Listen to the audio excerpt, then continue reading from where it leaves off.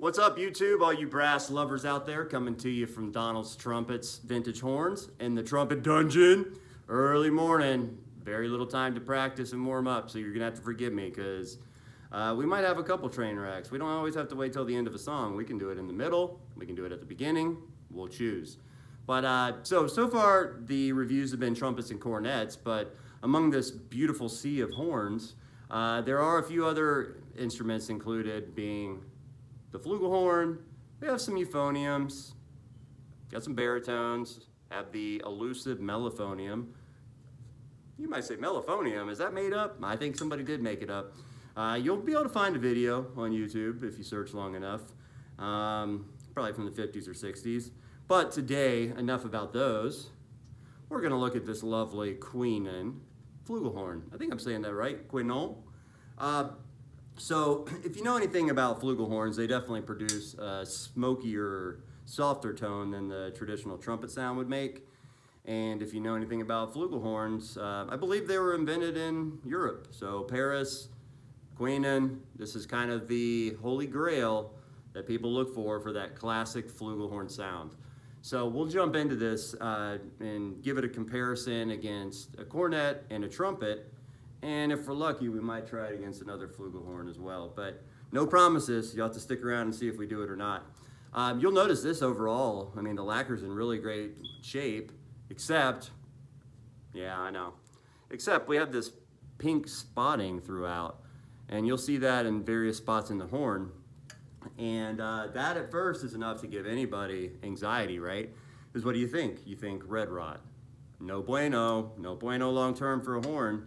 But so I did some digging on this one, and it's definitely a light pink color, but nevertheless, long story short, I took it and I sanded it down, or polished it down to the brass. I didn't actually sand it, just polished it down and got rid of the lacquer there.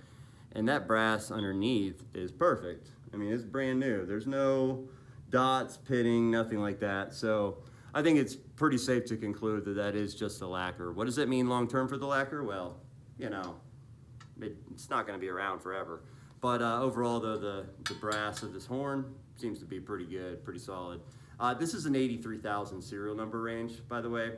I don't have the year for this, unfortunately. I want to say, I think it's in the 70s, I believe.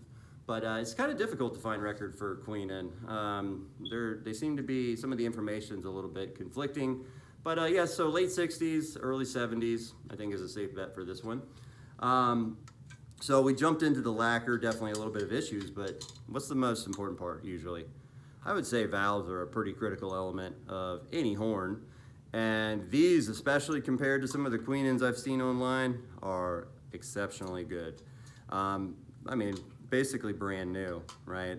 So you're gonna have some really, really solid compression on these, and overall life of this is, I mean, you're probably not gonna get rid of this anytime soon. But without further ado, it could use a valve job. You can hear some of the pads have long but worn away. But let's jump in. So I'm gonna do my classic tune, When I Fall in Love. As I mentioned, I've been playing trumpet for about 5 months now.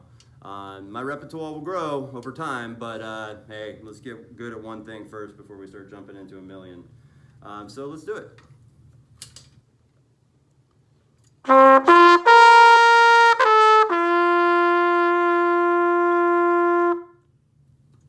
You like feel that, it's like a blanket, just wraps you with sound.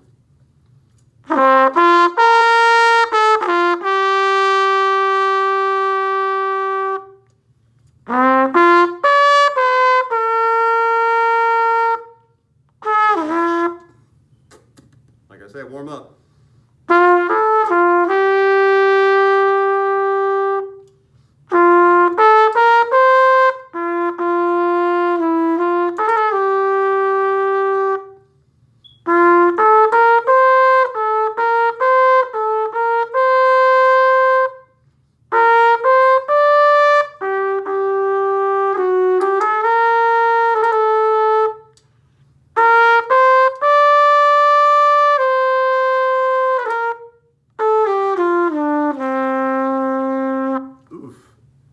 Pretty good. That's pretty smooth at the end. It's almost like a saxophone sound to it.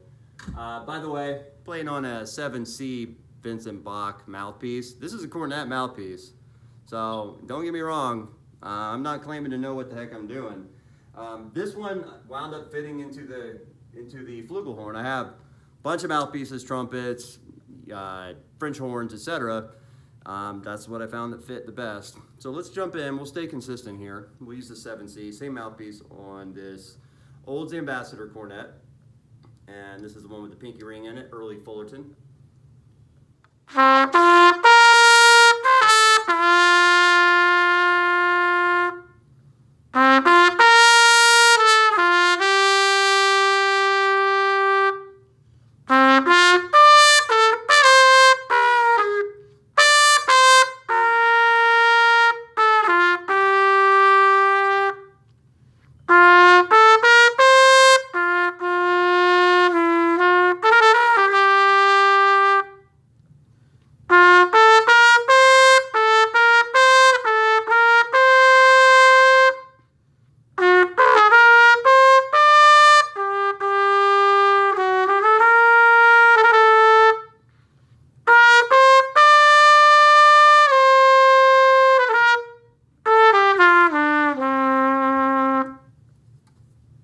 And why not a trumpet? Might as well go through all of them. Let's figure it out. Same thing, 7C, Vincent Bach.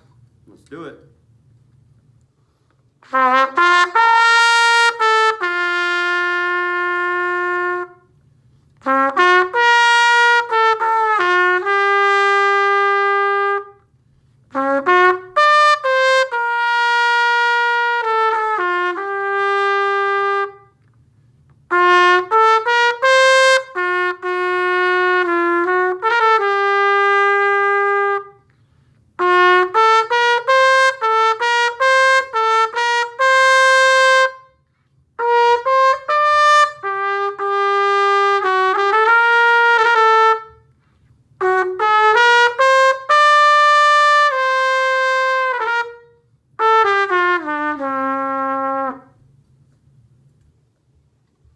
And as we always do, let's finish it up on this main attraction here. And sorry folks, we'll do this L card another time. We're already starting to creep up on the video length here.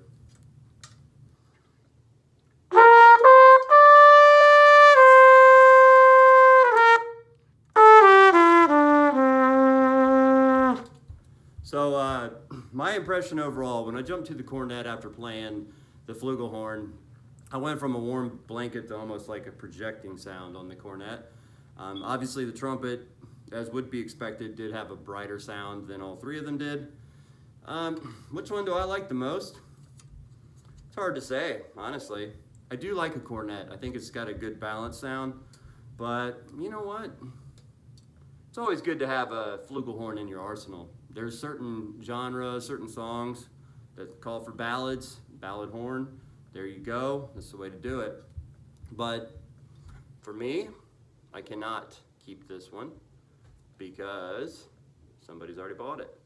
So have I piqued your curiosity yet? Because you definitely should hit that subscribe button.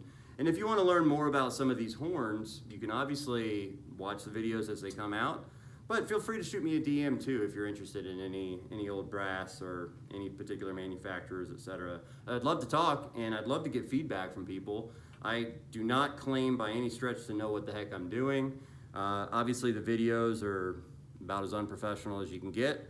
This one's the second of the day because my first one accidentally knocked the camera over and I figured, nah, we'll do that one again. So, but usually uncut, first take, that's how we do it, unless you knock the camera over. But yeah, so feel free to hit me up. Thanks again for stopping by Donalds Trumpets Vintage Horns. Welcome to the Trumpet Dungeon. Get out. I'll see you next time. Thanks.